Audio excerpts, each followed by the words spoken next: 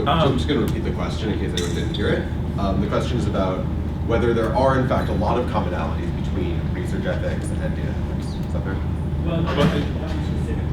Yeah, so my claim is that a lot of research ethics is built around dealing with the unique moral problem of being a physician researcher, which is sort of a split social role where the physician has a first duty to take care of the patient and provide independent advice, and then at the same time they're a researcher who has a first duty to science and to be objective, and that can lead them to want to cause harm to the patient, right? If it produces more knowledge, then they want to harm the patient if their first duty is to science.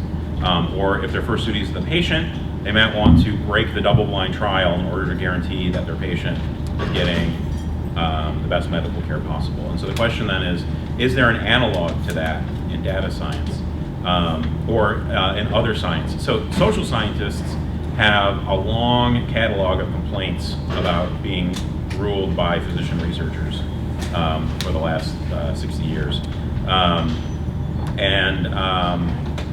I tend to think data scientists are most like social scientists in terms of the kind of things that they're interested in. I mean, part of the problem with the analog is, it wouldn't be that weird to have a data set with 10 million people in it, but no physician cares for 10 million patients. And so, can you care a little tiny bit about 10 million people? Maybe. I think it would be good to cultivate that sort of emotional attachment, right? And to sort of like make use of our innate desire to take care of people around us. But I say that with a caveat, it's probably tricky to relate that way to a spreadsheet. Well, I have a follow-up question for the other two panelists, which is, if we're not looking to research ethics, and in particular medical research ethics, for our ethical standards or forebears, who are you guys looking to as you think about ethics within your own organizations? That's a good question. So this is, for us, it's been a new space, right? I mean, a lot of times traditionally we collect information about wildlife or water or fisheries, and so a lot of that data is a lot easier to work with. Although I don't know if you've seen a lot of there was a big controversy. A chimp started taking, he knew he was taking a picture of himself in the camera, and it's like, well, who owns that image? Is it the chimp or the owner of the camera? And I figured all that's a problem. But we are getting more as we look more holistically at systems. We need to find out information about farmers, about livelihoods. So that's pushed us in a whole new information where we have an internal review committee, ethics committee that is thinking through this, and we have partners that have tried to help us out with this. But it's for us, it's a new space as an NGO, and it's something we're putting our arms around. I feel like the generalization of a data scientist is such a broad definition that I don't know that it's correct to say that we're not necessarily looking to some other ethical norms that exist out there.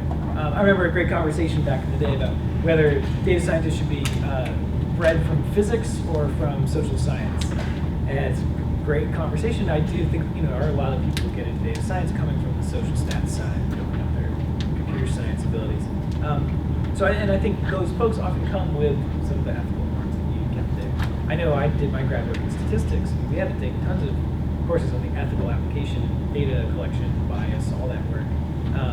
And while I lament the fact that it seems so few people seem to uphold that in their work, I think there are these other models out there for us to kind of draft off of.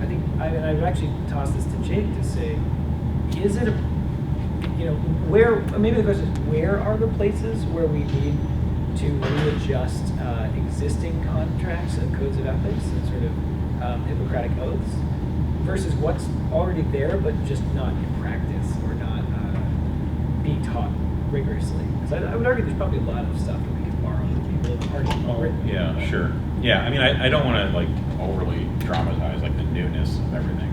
I think it's kind of a pathology. So I want to say there's definitely a tradition and a trajectory that data scientists are drawing on. But like you said, there's physics, statistics, computer science, social science. All of those people have different disciplinary backgrounds, right? There's a divergence in the norms, and that is a tricky space to operate in. And it's not anything particular to. I mean, that's just like an organizational problem, right? Like any organization that has such a diversity of norms and backgrounds is going to struggle with how do you have common values? What is it? What kind of conversations do you have to communicate effectively? I mean, it's the same problem that you're going to have on an interdisciplinary team anywhere of any kind.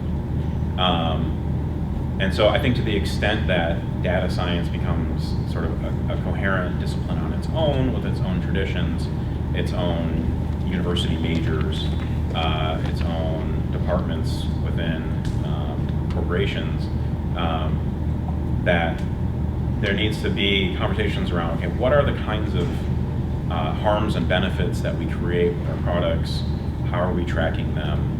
I mean, in some ways, the conversations are just simple around that. You know? But recognizing that you can't fall back on sort of standard operating procedure. We need to create our own new standard operating procedures. To some extent, there's traditions to fall back on, or to draw upon, and wisdom to draw upon. But yeah, so I was just going to jump in and ask, how do people in the audience assess whether they're being ethical in the work that they do? So I had a related question, which I guess I'll just bring up in response to that, which is where does privacy fit in? I work with a ton of personal information. We have a lot of rules about taking care to do nothing surprising with it.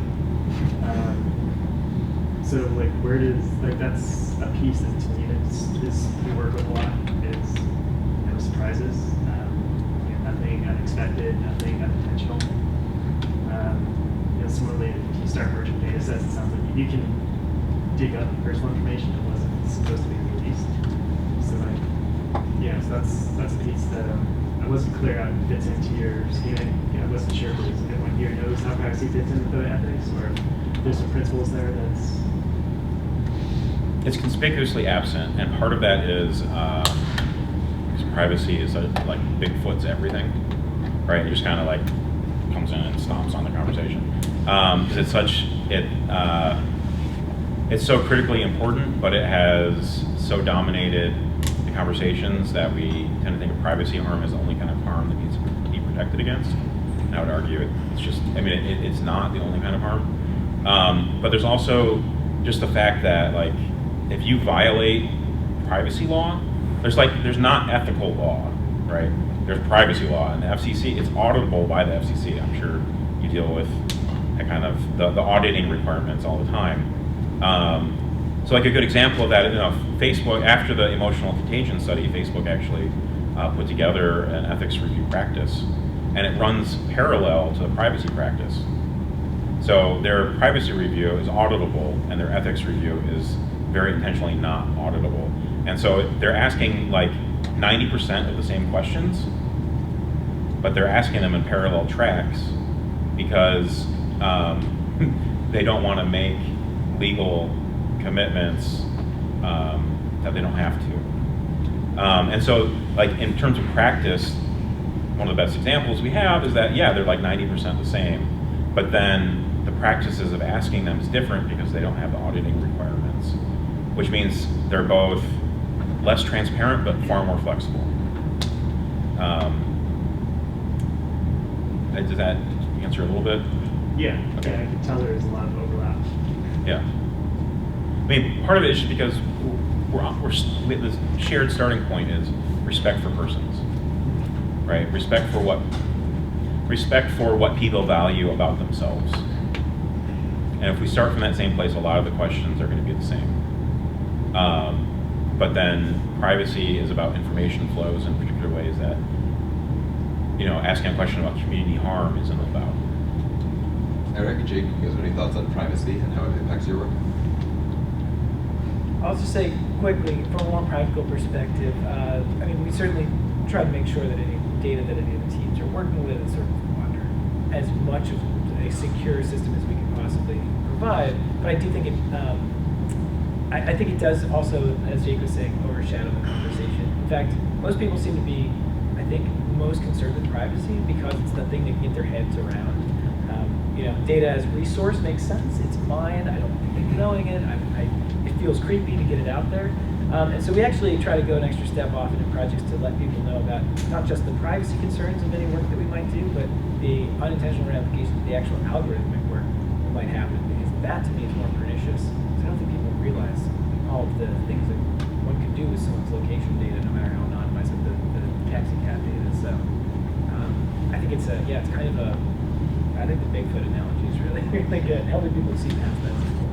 I was just going to say, I mean, we run into this, like, you know, at what level do you anonymize the data? You know, you start hashing it and you make it so aggregated, you start losing some of the value, right? And then that kind of defeats the point, particularly if you're talking about smallholder farmers who, you know, if they had the information to know what crop, you know, can produce the best yields based on their climatic conditions and their soil conditions, that's valuable information for them. But in turn, they have to provide information about property that they own, about their soil, about, you know, water inputs, or where, you know, there's a lot of critical information that they might need to give up in order to get those really important results. And so those are just conflicts that we have to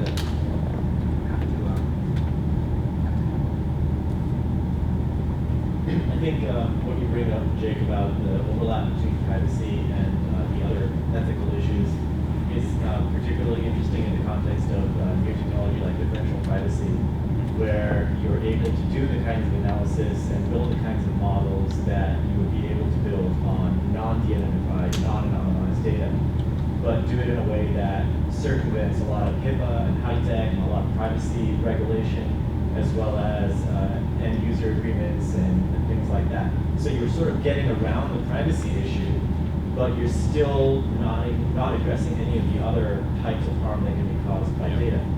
So even if differential privacy lives up to its height of what it claims to be able to do, you're not actually fulfilling any of your other ethical obligations. And in fact, you're probably opening up a lot of data sets to the types of other harm that you previously were protecting from privacy. That's a great point. Other questions from the audience? Yeah, so first, thank you guys. Like that was, I've been a tech nonprofit for a while, and that was the most real talk about why this is hard that I think I've ever heard, so that was awesome. Thanks. Yeah, so I guess for the question, I really loved your last slide, Eric, about like the challenges that NGOs face in trying to build these capacities or trying to work with organizations that have them.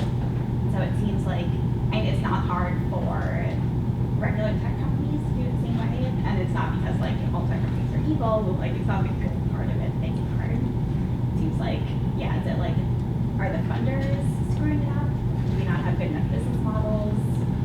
Is like the internal culture of the NGOs not ready for it yet?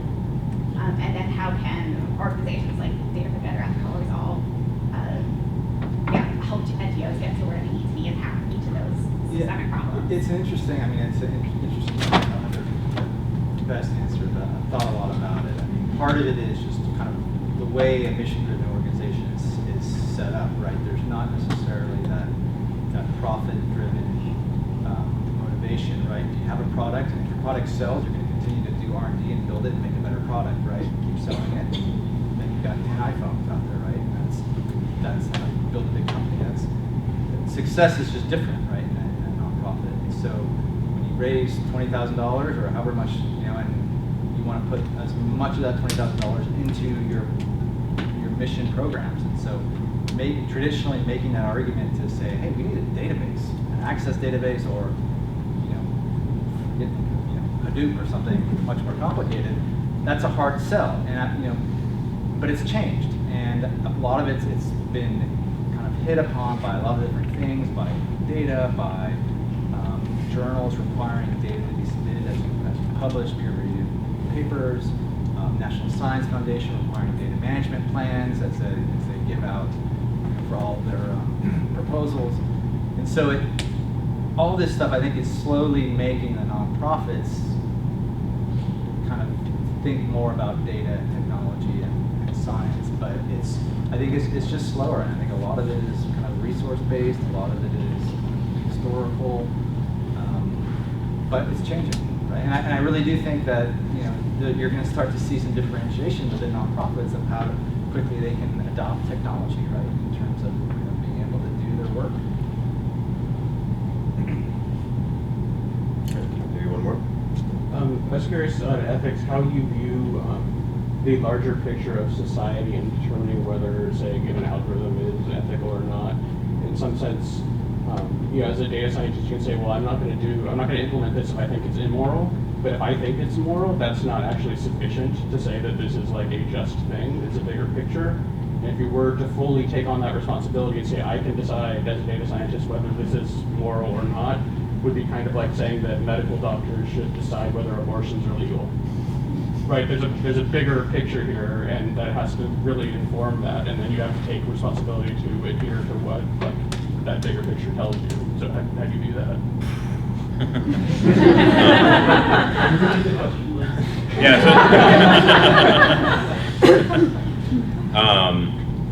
I mean,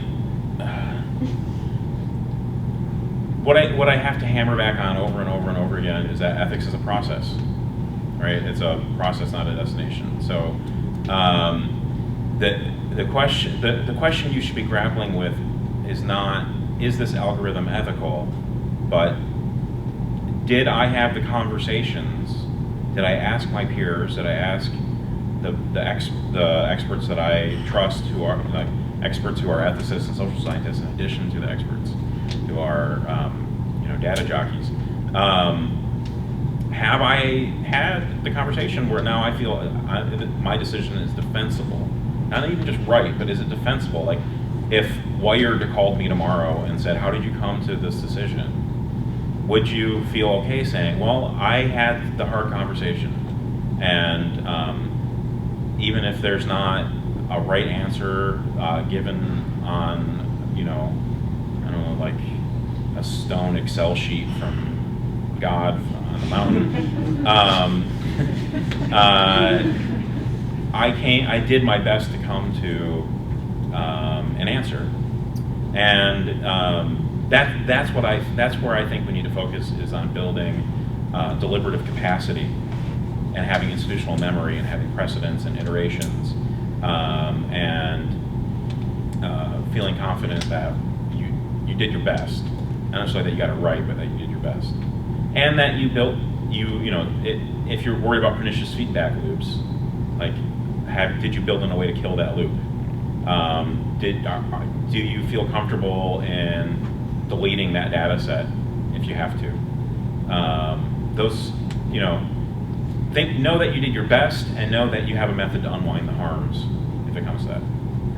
Just a follow-up for that. So, are you seeing the kind of formation of more ethics standards in domains outside of the traditional social science, like medicine, physician type space, right? Like, for example, I work with a lot of conservation organizations that deal with wildlife. There's kind of this unwritten rule that if you collect data on wildlife and it's an endangered species or critically endangered species, get it somewhat in real time, you don't release it right away, because you're basically telling poachers where these are. There's a lot of debate about that, right?